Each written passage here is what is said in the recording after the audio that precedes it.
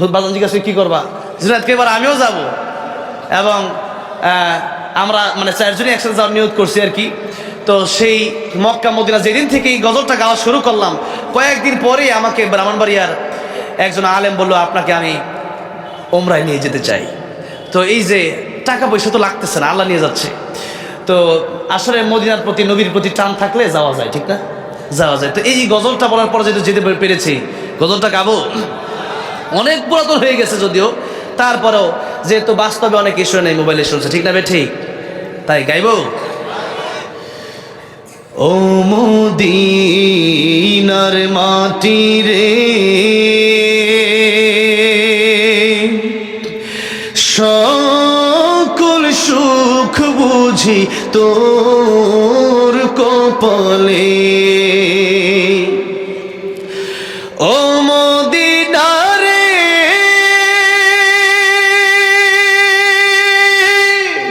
তোর বুকে আমার নবী, যার লাগি পাগল সবই, যার তরে হইল সৃষ্টি ত্রিভুবন।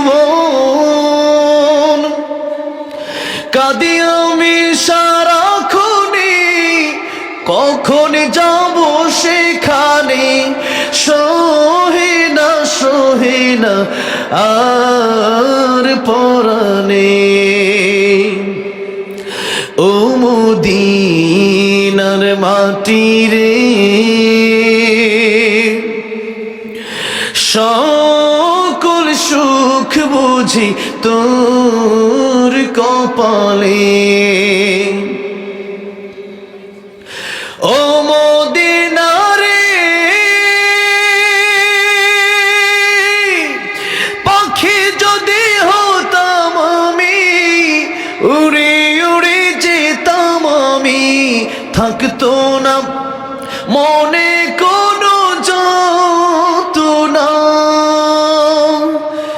দেহে নাই পাখায় আমার, সাথে নাই টাকায় আমার, কেমনে যাব সেখানে। ও মদিনার মাটি রে,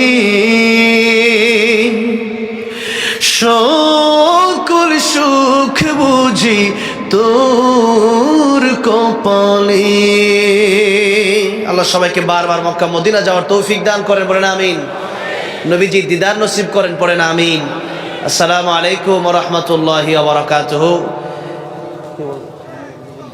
এখন আমাদের সামনে আলোচনা রাখবেন আমার অত্যন্ত প্রিয় আমার বন্ধুবর, একেবারে শুরুকাল থেকে যার সাথে আমার ভালোবাসা।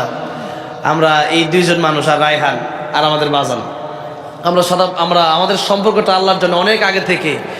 এখন আমাদের সামনে কোরআন ও হাদিস থেকে বক্তব্য রাখবেন আমার প্রিয় বন্ধু এবং ভাই মাওলানা কারি জুনায়েদ আল হাবিব হাফিজাহুল্লাহ। নারে তাকবীর, নারে তাকবীর। এই দেশের ভিতরে ভূমিকম্প হয় কয়েকদিন পরে পরে। কেন হয়? 4টা কারণে ভূমিকম্প হয়। কয়টা কারণে বলেন? কয়টা কারণে? 4টা কারণে। এই সাইড কাজ করবেন না ছাড়বেন? করবেন না ছাড়বেন? ছাড়তে হবে। বলে করব। জোশে হুশ হারালে হবে? আর এগুলো ছাড়তে হবে।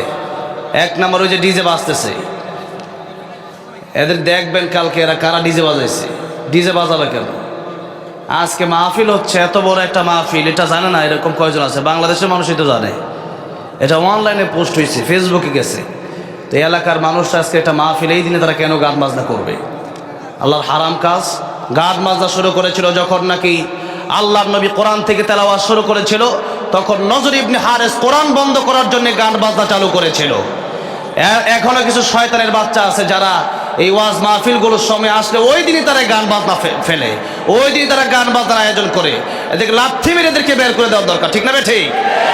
এলাকায় এই সমস্ত নোংরাকে রাখা যাবে না, যে সমস্ত নোংরাগুলো ওয়াজ মাহফিলের দিন গান বাজনা করে।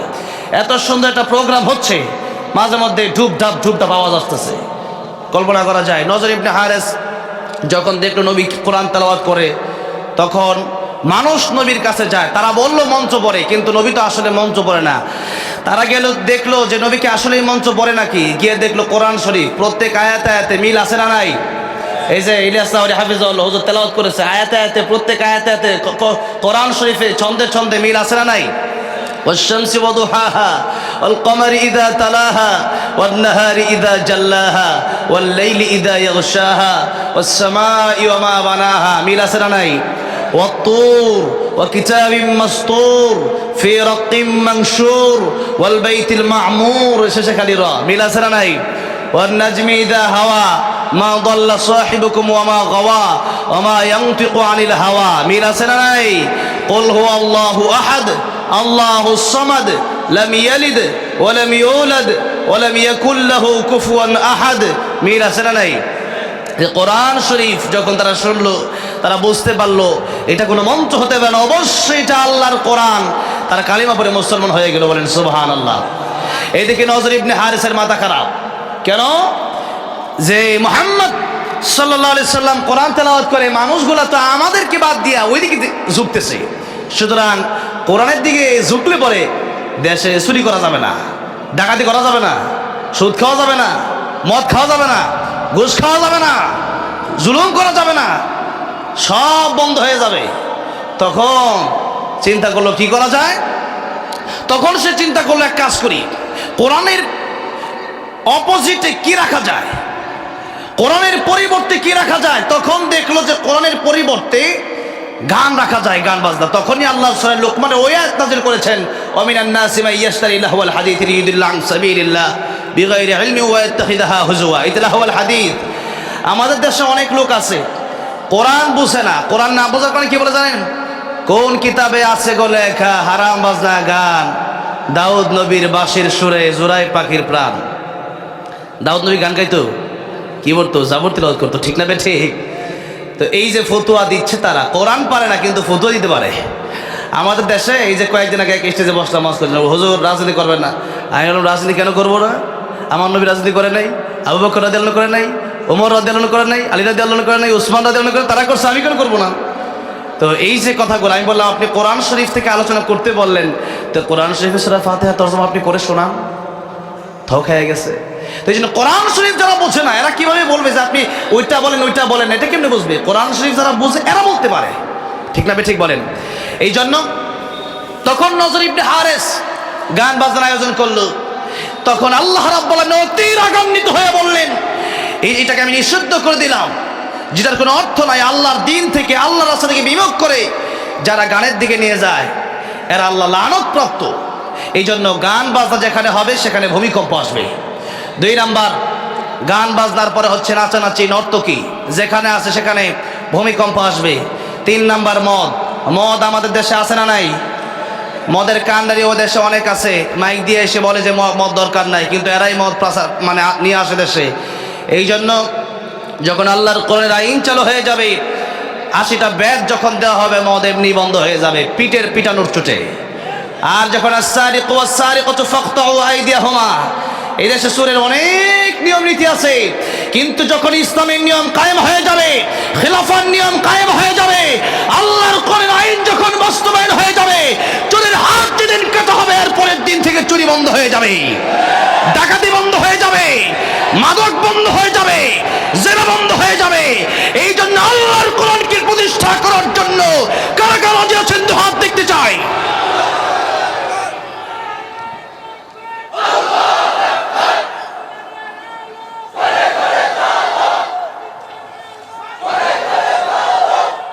আল্লাহ কবুল করেন, বলেন আমিন। কোরআনের জন্য জীবন দেব। ইন্না সলাতি ওয়া নুসুকি ওয়া মাহইয়ায়া ওয়া মামাতি লিল্লাহি রাব্বিল আলামিন। আল্লাহ কবুল করেন, বলেন আমিন। এই জন্য এই 4 কাজ আমরা করব না। গান আছে যেখানে আমরা নাই, মদ আছে যেখানে আমরা নাই, নর্তকী আছে যেখানে আমরা নাই, জেনা আছে যেখানে আমরা নাই, সেখানে জেনা করলে দেশে ভূমিকম্প হয়। আমাদের দেশে জেনা বেশি না বিয়া বেশি?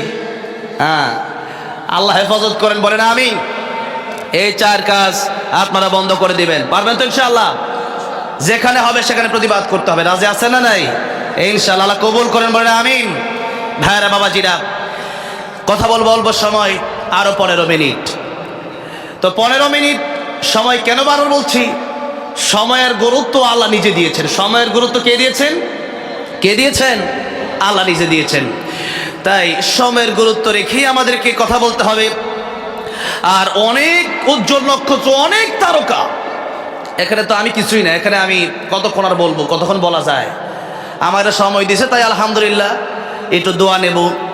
আর সময় নিয়েই আজকে আলোচনা করব। তার আগে যেহেতু এই শাবান মাস, নবী বলেছেন শাবানু শাহরি ওয়া রমাদান শাহরুল্লাহ, শাবান হচ্ছে আমার মাস। নবী বলেন আমার মাস। নবী যেই জায়গায় বলেছেন আমার, আমি যদি বলি আপনারা সবাই আমার, স্বামী বলে না স্ত্রীকে তুমি আমার আমি তোমার, মানে ভালোবাসাটা অনেক বেশি, ঠিক না বেঠিক? অনেক বেশি।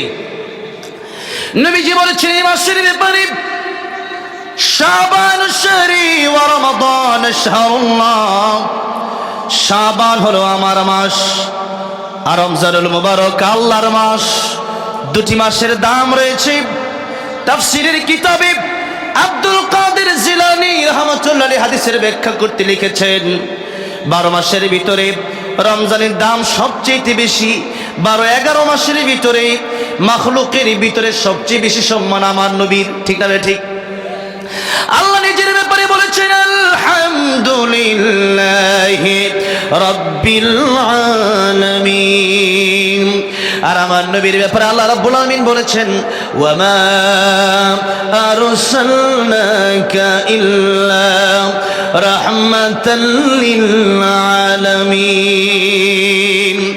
যে আলামিন শব্দ আল্লাহ নিজের ব্যাপারে আল্লাহ রাব্বুল আলামিন বর্ণনা করেছেন।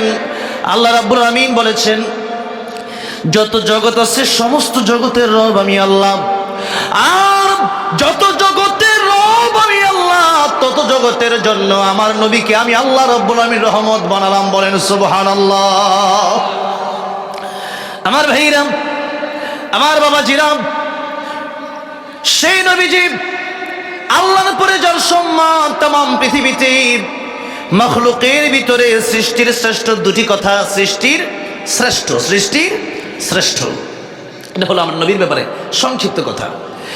সৃষ্টির শ্রেষ্ঠ যিনি, রাহমাতুল লিল আলামিন যিনি, ওনার চাইতে সম্মানিত পৃথিবীতে কোনো মাখলুক নাই। ঠিক তেমনি ভাবে রমজানের পরে এই শাবান মাসকে এই গুরুত্ব যেহেতু নবী দিয়েছেন, তাই আব্দুল কাদের জিলানী রাহমাতুল্লাহ বলছেন এই মাসটা অনেক গুরুত্বপূর্ণ।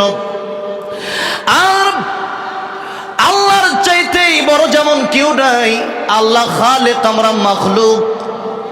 12 মাসের ভিতরে সব চাইতে বেশি দাম হলো রমজানুল মুবারকের এই মাসের ব্যাপারে, এই রোজার ব্যাপারে আল্লাহ রাব্বুল আলামিন বলেছেন আস-সাওমু লি ওয়া আনা আজজি বিহি, রোজা বান্দা আমি আল্লাহর জন্য রাখে, আর কিয়ামতের ময়দানে রোজার পুরস্কার আমি আল্লাহ রাব্বুল আলামিন বা আমি বান্দার নিজ হাতে দিয়ে দেব। বান্দাকে আমি আল্লাহ রাব্বুল আলামিন আমার নিজের হাতেই পুরস্কার দেব। আল্লাহ বলছেন সাওমু লি, রোজা আমি আল্লাহর জন্য। রোজা কেবলমাত্র কার জন্য? আল্লাহর জন্য। আল্লাহ বলেন সালাতু লি, যাকাতু লি, আল হাজ্জু লি। কারণ নামাজ অনেক সময় দেখা গেছে ভোটের সময় নেতা নামাজ ওযু ছাড়াও নামাজ পড়ে না? পরে কেন? যে ভোট দরকার। আবার অনেক সময় আপনি অনেক গলিজন ব্যক্তি, নামাজের সময় হয়ে গেছে, পড়তে মন চাচ্ছে না, এক জায়গায় গেছে তো সবাই জোর করে ধরলো আসেন ভাই নামাজ আসেন, ওযু আসেন না, তার খবরে নামাজ দাঁড়ায় গেলেন। তো এই যে নামাজ মানুষকে দেখানোর জন্য পড়া যায়। আবার যাকাত, যাকাত এটাও আমাদের দেশে লৌকিকতা আছে। যাকাত যে আমাদের দেশে মানুষ দেয়, একটা অনুষ্ঠান করে পরে 1000 লোককে লুঙ্গি দিয়ে শাড়ি দেয়। এই 1000 লোককে যে লুঙ্গি আর শাড়ি দিল, 1000 লুঙ্গি আর শাড়ি, এটা কয়েকদিন পরে ছিঁড়ে যায়। বাজারে গিয়ে বলে কি সবচেয়ে কম দামি শাড়িটা দেন, সবচেয়ে কম দামি লুঙ্গি দেন। এটা আমি নিজে দেখছি এক লোকের কাছে, এক লোকের সাথে মার্কেট করতে গিয়ে দেখলাম। তো এই যে অবস্থা, কেন যে দেখা তবে অনেক লোককে যাকাত দিছি। কেন? আপনি একটা লোক গরিব মানুষ, তাকে একটা ব্যবসার একটা খাত ধরায় দেন, একটা চার একটা স্টল বানায় দেন। শেখ আহমদুল্লাহ হাফিজাহুল্লাহ তিনি আসুন্নাহ ফাউন্ডেশন নিয়ে যে কাজ করতেছেন, উনি দেখবেন মানুষকে এই দোকান নিয়ে দেয়, এরপর আসুন্নাহ ফাউন্ডেশনের রিক্সা অটোগুলো গরিব মানুষকে দিচ্ছে। তাতে করে কি হচ্ছে? একটা অটোর কারণে সারা জীবন মোটামুটি একটা স্বাবলম্বী হতে পারতেছে। এরকম কিছু ভালো কাজ করেন, একটা ঘর বানায় দেন, একটা মানুষের একটা খাবারের রিজিকের একটা ব্যবস্থা, একটা চেষ্টা আপনি করেন। এটা হচ্ছে গুরুত্বপূর্ণ। মানুষকে দেখানো কাজ যেটা করছেন, এটার জন্য আপনি কিয়ামতের ময়দানে আল্লাহর কাছ থেকে কোনো যাজা পাবেন না। কোনো পুরস্কৃত হবেন না। কেন? কিয়ামতের মাঝে নবীজি বলেছেন কিয়ামতের মাঝে লোক দেখানো আমল করে জান্নাতে যাবে। নবীজি বলেছেন কিয়ামতের ময়দানে শহীদকে জাহান্নামে দেওয়া হবে। শহীদকে জিজ্ঞাসা করা হবে তুমি কি করেছিলে আল্লাহর জন্য। শহীদ বলবে আমি আল্লাহর দ্বীনের রাস্তায় শহীদ হয়ে গিয়েছিলাম, আল্লাহর রাস্তায় জীবন দিয়ে দিয়েছিলাম। বলা হবে তুমি মিথ্যা বলছো, আল্লাহর জন্য তুমি জীবন দাও নাই, বরং জীবন দিয়েছো এই জন্য যাতে করে মানুষ তোমার মরণে শহীদের পরে তোমাকে তোমার দুনিয়া থেকে চলে আসার পরে মানুষ তোমাকে যেন শহীদ বলে। মানুষ তোমাকে শহীদ বলেছে। আজকের কিয়ামতের কঠিন ময়দানে জান্নাত তোমার নসিব হবে না। আলেমকে জিজ্ঞাসা করা হবে তুমি আলেম হয়েছিলে কি জন্য? তারা বলবে আল্লাহ তোমার জন্য হয়েছিলাম। আল্লাহ বলবে আমার জন্য হও নাই। মানুষ তোমাকে কারি বলবে, হাফেজ বলবে, আলেম বলবে এই জন্য তুমি হয়েছিলে। এরপরে দান যারা করে, এই যে যাকাতের কথাটাও এসেছে, নবীজি বলেছেন দান যারা করে এরাও কিয়ামতের ময়দানে দেখা যাবে অসংখ্য দানবীরকে জাহান্নামের দিকে টেনে হিঁচড়ে নিয়ে যাওয়া হচ্ছে। জিজ্ঞাসা করা হবে কে করেছিল আল্লাহর জন্য? তারা বলবে আমি দুনিয়াতে এমন টাকা পয়সা কিছু রেখে আসি নাই, সব দান করে দিয়েছি আল্লাহর জন্য। তখন তাকে ডেকে বলা হবে মিথ্যা বলছো, যা দান করেছিলে মানুষ যেন তোমার দানবীর বলে এই জন্য তুমি দান করেছিলে। এই জন্য আজকে কোনো জাযা আল্লাহর কাছ থেকে তোমাকে দেওয়া হবে না। সেজন্য লৌকিকতার এই অভ্যাস আমাদের সাধারণতই কম বেশি মোটামুটি আমার মনে হয় এই দেশে 90% মানুষেরই আছে লৌকিকতা, যে মানুষ একটু দেখুক। এই যে এই কাজগুলো, এইগুলো থেকে আল্লাহ আমাদেরকে পরিত্রাণ দান করেন। জুড়ে বলেন আমিন। আর জুড়ে বলেন আমিন। কেবলমাত্র আল্লাহর জন্য এই জীবনকে কোরবান করার তৌফিক দান করেন। জুড়ে বলেন আমিন। ভাইরা বাবাজিরা আমার, খালেক আল্লাহ রাব্বুল আলামিনের যেমন সবচেয়ে বেশি দাম মাখলুকের উপরে, যিনি রমজান মাসের দামটা 11 মাসের তুলনায় ততটা বেশি। এই জন্য রমজানের ব্যাপারে আল্লাহ বলছেন আস-সাওমু লি ওয়া আনা আজজি বিহি, রোজা যারা রাখবে এদের পুরস্কার আমি আল্লাহ নিজে দেব। অন্য রাওয়ায়াতে আছে ওয়া আনা উজজা বিহি, রোজা যারা রাখবে এদের পুরস্কার আমি আল্লাহ নিজে। জুড়ে বলেন সুবহানাল্লাহ। আল্লাহ যদি আমার জন্য হয়ে যায় আমার আর কিছু দরকার আছে? কিছু দরকার আছে? যার কারণে আব্দুল কাদের জিলানী রাহমাতুল্লাহ আলাইহি বলতেন जन्नत दोज़ख से या रब्बी क्या करो, आरज़ू है मैं तुझसे देखा करो। আল্লাহ রাব্বুল আলামিন জান্নাত আর জাহান্নাম দিয়ে আমি কি করব? আল্লাহ রাব্বুল আলামিন যদিও তুমি আমার জান্নাতের ভিতরে দিয়ে দাও, আর জান্নাতের ভিতরে গিয়ে যদি তোমার দেখা না পাই, তোমার দিদার নসিব না হয়, আমি আব্দুল কাদের জিলানীর জান্নাতের কোনো দরকার নাই। জাহান্নামেও যদি আমি থাকি, তুমি আল্লাহরে যদি একটা নজর দেখতে পারি, আমি আব্দুল কাদের জিলানীর অন্তরে আর কোনো দুঃখ থাকবে না। সুবহানাল্লাহ বলে। জান্নাতে যাওয়ার পরেও আল্লাহ জিজ্ঞাসা করেন বান্দারা কি দরকার, আর কি চাও? তখন আল্লাহর প্রিয় ওলিরা, ওলামায়ে কেরাম, নবীরা বলবে আল্লাহ রাব্বুল আলামিন কিচ্ছু চাই না, তোমার দিদার চাই, তোমার দেখতে চাই। আল্লাহু আকবার বলেন। আল্লাহ দেখতে চান কি চান না? আল্লাহ সুন্দর কম না বেশি? দুনিয়ার মানুষের সুন্দর দেখে একজন পাগল হয়ে যায়, ঠিক না? আর আল্লাহর সৌন্দর্য কম না বেশি? তোমার সৃষ্টি যদি হয় তো সুন্দর, না জানি তাহলে তুমি কত সুন্দর, কত সুন্দর। দুনিয়া সুন্দর, মানুষ সুন্দর, আসমান সুন্দর, জমিন সুন্দর, সুন্দর সুন্দর পাল্লা। জানি না কত সুন্দর তুমি আল্লাহ, জানি না কত সুন্দর তুমি আল্লাহ। পড়েন, জানি না কত সুন্দর তুমি আল্লাহ, জানি না কত সুন্দর। ঝরনা ছুটে চলে একে বেঁকে, পৃথিবীর বুকে কত ছবি এঁকে। নদীর ওই কলতানে, সাগরের গর্জনে, ঢেউয়ে ঢেউয়ে দেয় পাল্লা। জানি না কত সুন্দর তুমি আল্লাহ, জানি না কত সুন্দর।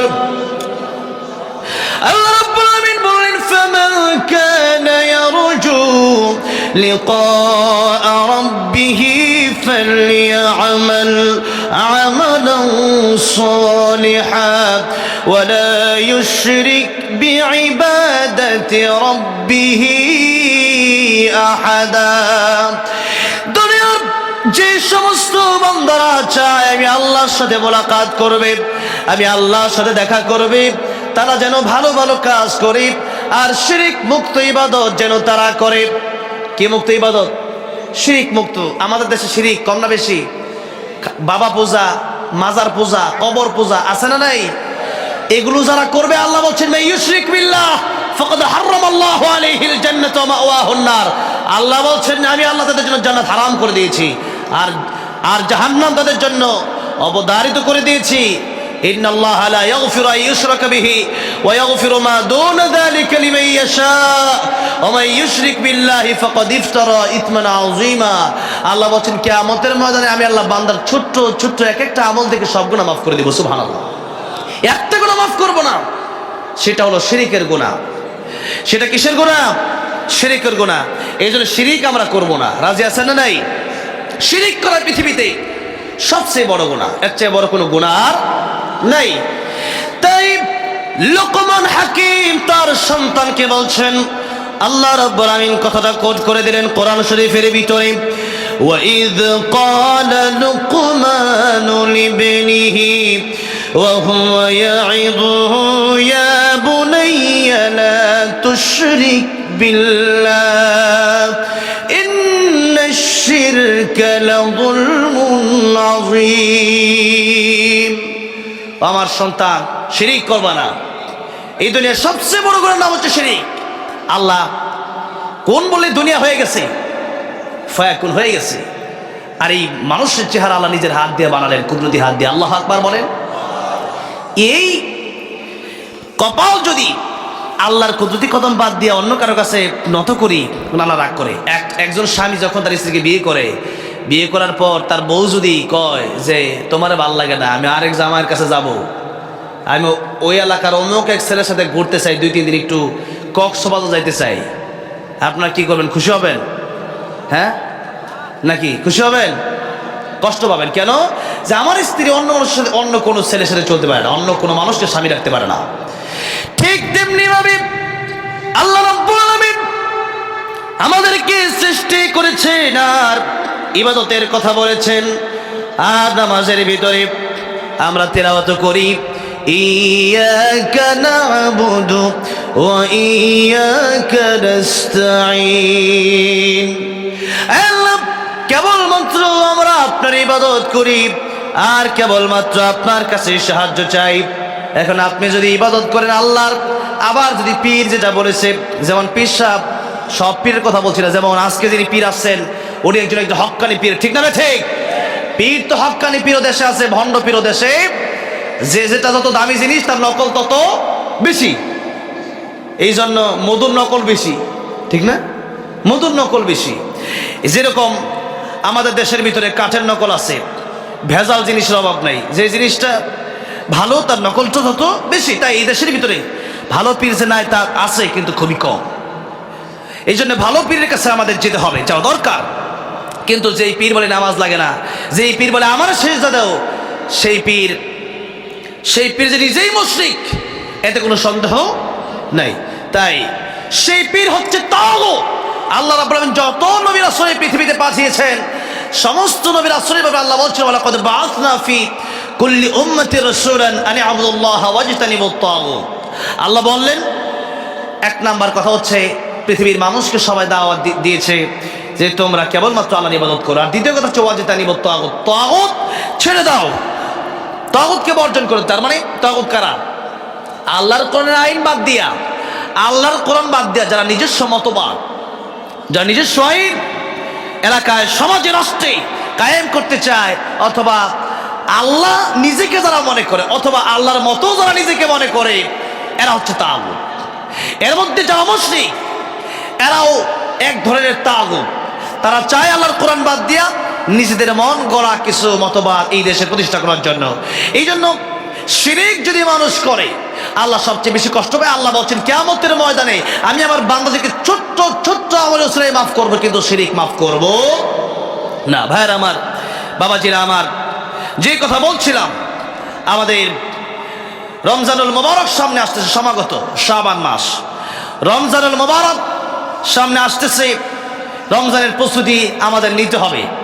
রাসূল করিম সাল্লাল্লাহু আলাইহি সাল্লাম শাবান মাসে সবচেয়ে বেশি রোজা রাখতেন। কি রাখতেন? রোজা রাখতেন। উসামা ইবনে যায়েদ রাদিয়াল্লাহু আনহু নবীকে জিজ্ঞাসা করেন, ইয়া রাসূলুল্লাহ, ইয়া হাবিবাল্লাহ, বালক সাহাবী, ছোট্ট সাহাবী, আপনি এত রোজা কেন রাখেন? নবীজি, আম্মা জান আয়েশা সিদ্দিকা রাদিয়াল্লাহু আনহা বলেছেন, নবীজি এই মাসে বেশিরভাগ দিন রোজা রাখতেন, ইল্লা কালিলা, অল্প কয়েকদিন ব্যতীত। তো উসামা ইবনে যায়েদ রাদিয়াল্লাহু আনহু বলছেন, ইয়া রাসূলুল্লাহ, এত রোজা আপনি কেন রাখেন? নবীজি বলছেন দুইটা কারণে। কয়টা কারণে? দুইটা কারণে। একটা হচ্ছে যে আমাদের পূর্বে যে মাসটা চলে গেছে, ইন্না ইদ্দাতাশ শুহুরি ইনদাল্লাহি 12 শাহরান ফি কিতাবিল্লাহ ইয়াওমা খালাকাস সামাওয়াতি ওয়াল আরদা মিনহা আরবাআতুন হুরুম। আল্লাহ বলেছেন আকাশ জমিন সৃষ্টির সময় থেকে আমি আল্লাহর গণনায় 12টা মাস রয়েছে। কয়টা মাস? 12 মাসের ভিতরে আল্লাহ 4টা মাসকে স্পেশাল সম্মান দিয়েছেন। তার মধ্যে একটা হচ্ছে রজব। রজব মাস আল্লাহর সম্মানিত মাস। আর রমজানুল মুবারক হচ্ছে শাহরুর রমাদান আল্লাযী উনজিলা ফীহিল কুরআন। রমজানুল মুবারক হচ্ছে শ্রেষ্ঠ মাস, শ্রেষ্ঠ মাস আর সম্মানিত মাস। দুই মাসের মাঝখানে এই মাসকে মানুষ অবহেলা করে, অবহেলিত এই মাসটা। তাই নবীজি বলছেন, উসামা, একটা কারণ হচ্ছে এই মাসটা অবহেলিত, আরেকটা কারণ হচ্ছে এই মাসে মানুষের বাৎসরিক আমলনামা আল্লাহর দরবারে পেশ করা হয়। গত শাবান থেকে নিয়ে এই শাবান পর্যন্ত মানুষ কতটা ভালো কর্ম করেছে আর কতটা মন্দ কর্ম করেছে, এই দুটা বিষয়।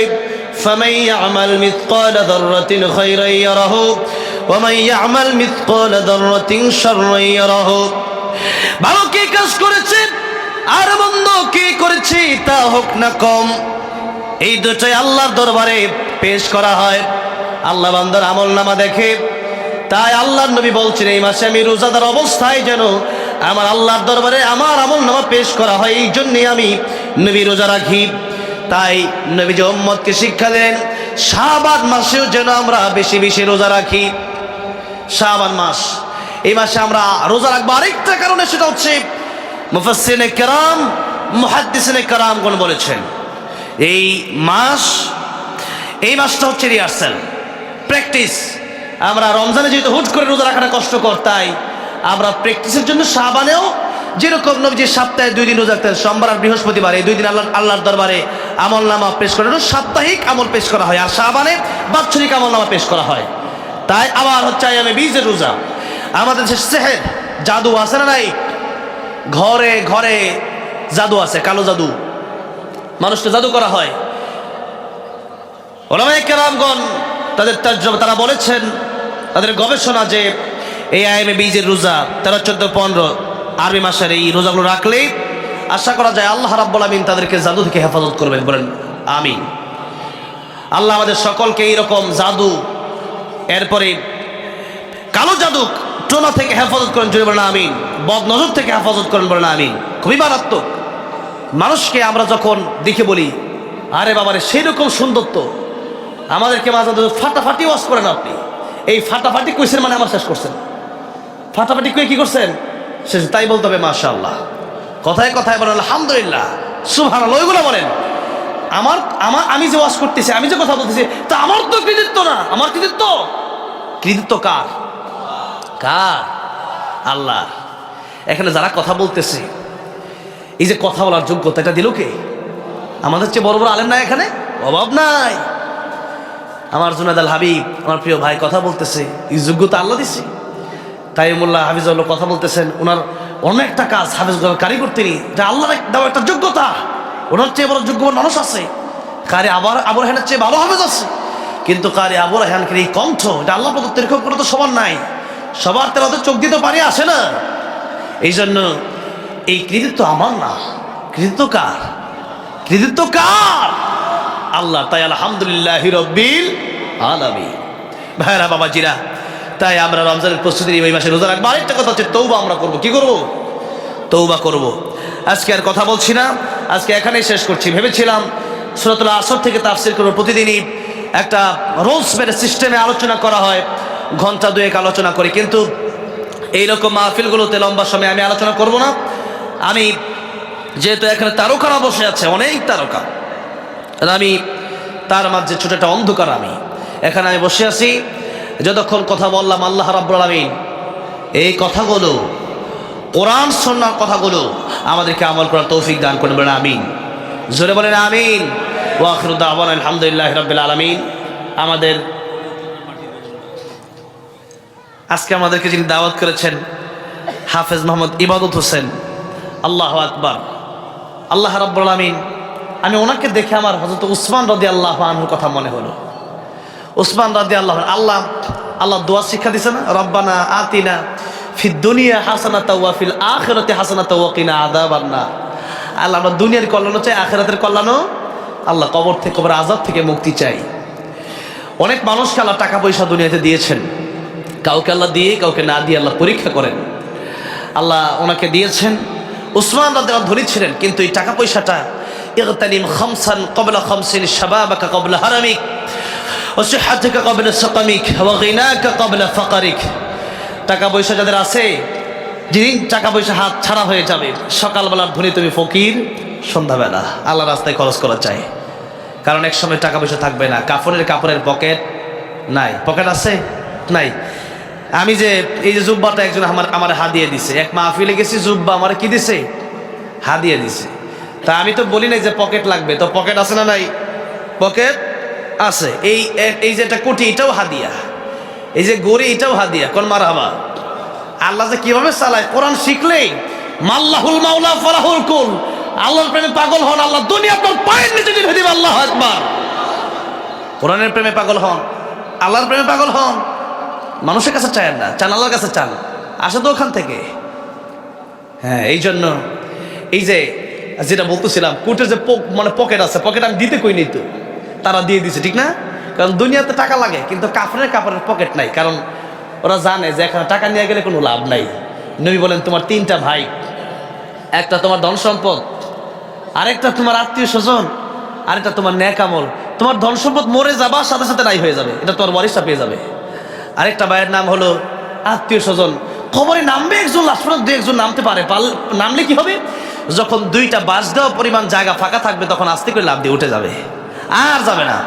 কিন্তু নবী বলেন, তোমার ওই ভাইটা যেটার নাম নেক আমল, ওইটা তোমার সাথে কবরে যাবে, হাসরে যাবে, জান্নাতে যাওয়ার আগ পর্যন্ত এই কোরআন তোমার জন্য সুপারিশ করবে। আল্লাহু আকবার বলে। কোরআনকে আমরা বন্ধু বানাবো, নেক আমলকে আমরা বন্ধু বানাবো, দানকে আমরা বন্ধু বানাবো, নামাজকে আমরা বন্ধু বানাবো বলে ইনশাআল্লাহ। এই টাকা পয়সা আল্লাহ রাস্তায় প্রচুর পরিমাণে খরচ করে আল্লাহ রাব্বুল আলামিন ওসমান রাদিয়াল্লাহু আনহুর সাথে জান্নাত দান করেন, যেটা বলেন আমি। আর ওসমান রাদিয়াল্লাহু আনহু কার সাথে জান্নাত থাকবেন? নবীর সাথে। কথা কিন্তু ওইটাও বলা হয় না যে শুধু ওসমান, এখানে বলা মানে আল্লাহ যেন নবীর সাথে জান্নাত দান করেন, জুড়ে বলেন আমিন। আমরা যারা আমিন বললাম, তারা কৃপণত করলাম। আমরা সবাই আরেকবার বলি তো আমিন। যারা আমিন বললাম, এদেরকেও যেন আল্লাহ নবীর সাথে জান্নাত দান করেন, জুড়ে বলেন আমিন। আল্লাহ নবী বলেছেন, তিন ব্যক্তি দোয়া আল্লাহ খালি ফেরা দেয় না, মা বাবা, মাজলুম, মুসাফির। আমরা তো মুসাফির আজকে, সেই জন্য নবীজি তো বলেছেন দোয়া অবশ্যই কবুল হবে, হবে না? হবে। আল্লাহ কবুল করেন। তো এই ইসলামী সঙ্গীতটা যেহেতু উনি আমাকে বলেছেন, অত্যন্ত হাসি খুশি মানুষ, আলহামদুলিল্লাহ, দিনের একজন কর্মী তিনি। আল্লাহ ওনাকে নেক হায়াত দান করেন, হায়াত দারাজ করেন। উনি যেহেতু বলেছেন একটা ইসলামী সঙ্গীত মদিনার মাটিরে, এই গজলটা গাওয়ার পরে আল্লাহ আমাকে মদিনায় যাওয়ার তৌফিক দিয়েছে। এবার বড় হজে যাচ্ছি, আর আমাকে আমার বাজার মুফতি আব্দুল কাইয়ুমুল্লাহ সাহেব একদিন বলতেছে একটা অফার আছে। আমি কি অফার? বলতেছে এবার এই রমজানের শেষ 10টা দিন আমি আর এই রায়হান যাচ্ছি মক্কাতুল মুকাররমায়, মদিনাতুল মুনাওয়ারায় ইতিকাফ করব। আমি তাহলে আমি কি করব? বলে যে কি করব? আমি কি, আপনি কি করবেন করেন। পরে আমি বলছি যে এখন আমি তো বড় হজে যাচ্ছি, এমনি এখানে টাকা পয়সা অনেক দেওয়া লাগতেছে, এখন কি করব? পরে উনি বললো আমি ব্যবস্থা করতেছি। একটু পরে ফোন দেওয়া বলতেছে ফাইনাল, মক্কা মদিনায় ইতিকাফ করা ফাইনাল। আলহামদুলিল্লাহ বলেন। বাজান জিজ্ঞাসা কি করবা? জুনায়েদকে এবার আমিও যাব, এবং আমরা মানে 4 জনই একসাথে যাওয়ার নিয়ত করছি আর কি। তো সেই মক্কা মদিনা যেদিন থেকে এই গজলটা গাওয়া শুরু করলাম, কয়েকদিন পরেই আমাকে ব্রাহ্মণবাড়িয়ার একজন আলেম বলল, আপনাকে আমি ওমরায় নিয়ে যেতে চাই। তো এই যে টাকা পয়সা তো লাগতেছে না, আল্লাহ নিয়ে যাচ্ছে। তো আসলে মদিনার প্রতি, নবীর প্রতি টান থাকলে যাওয়া যায়, ঠিক না? যাওয়া যায়। তো এই গজলটা বলার পরে যেহেতু যেতে পেরেছি, গজলটা গাবো। অনেক পুরাতন হয়ে গেছে যদিও, তারপরেও যেহেতু বাস্তবে অনেক ইস্যু নেই, মোবাইলে শুনছে, ঠিক না বে ঠিক? তাই গাইবো। ও মদিনার মাটি রে, সকল সুখ বুঝি তোর কপালে।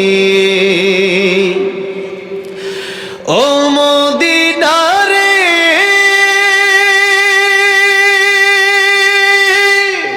তোর বুকে আমার নবী, যার লাগে পাগল সবই, যার তরে হইল সৃষ্টি ত্রিভুবন। কাঁদি আমি সারাক্ষণে, কখন যাব সেখানে, সহে না আর পরাণে। ও মদিনার মাটি রে, সকল সুখ বুঝি তোর কপালে। ও মদিনা রে, পাখি যদি হতাম আমি, উড়ে উড়ে যেতাম আমি, থাকতো না মনে কোনো যন্ত্রণা। দেহে নাই পাখায় আমার, সাথে নাই টাকায় আমার, কে মনে যাব সেখানে। ও মদিনার মাটি রে, সকল সুখ বুঝি তোর কপালে। আল্লাহ সবাইকে বারবার মক্কা মদিনা যাওয়ার তৌফিক দান করেন, বলেন আমিন। নবীজি দিদার নসিব করেন, পড়েন আমিন। আসসালামু আলাইকুম ওয়া রাহমাতুল্লাহি ওয়া বারাকাতুহু। এখন আমাদের সামনে আলোচনা রাখবেন আমার অত্যন্ত প্রিয়, আমার বন্ধুবর, একেবারে শুরুকাল থেকে যার সাথে আমার ভালোবাসা। আমরা এই দুইজন মানুষ, আর রায়হান আর আমাদের বাজান, আমরা আমাদের সম্পর্কটা আল্লাহর জন্য অনেক আগে থেকে। এখন আমাদের সামনে কোরআন ও হাদিস থেকে বক্তব্য রাখবেন আমার প্রিয় বন্ধু এবং ভাই মাওলানা কারি জুনায়েদ আল হাবিব হাফিজাহুল্লাহ। নারে তাকবীর, নারে তাকবীর।